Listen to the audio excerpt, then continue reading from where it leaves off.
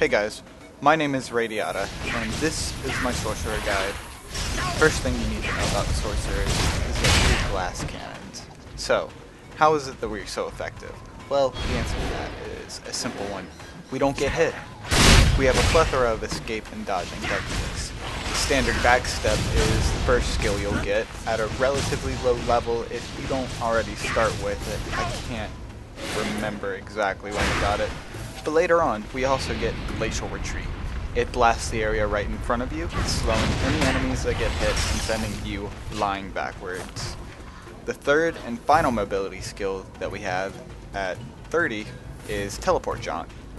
This one's my personal favorite, especially if you have a glyph. It flashes you across the field and you can use it to close or gain distance, or you could just use it to dodge through a mob.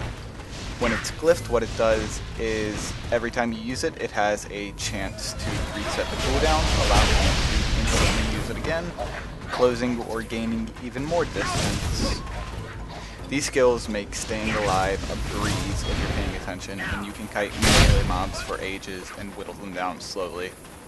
Though if you get impatient and start taking some hits to deal damage, you could be in trouble, because like I said before, we're glass things and we die extremely quickly. In groups though, or against a couple of mobs, we can dish out serious damage. At around 30 we will have two major nukes with relatively short cooldowns. Flame Blast and Arcane Pulse. Both of these hit like trucks, but they have long cast times and require some pretty good aim. The damage of all of our spells are split between the targets we hit, so these are great for both single target and in area of effect. Flame Blast calls down a giant fire blast, like the name would imply, in a fairly large circle a few meters away from you.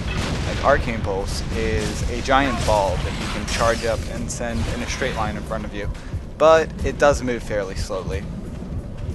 These are your two main spells when in a boss fight or against a high health mob that someone else is distracting and it's not moving too often.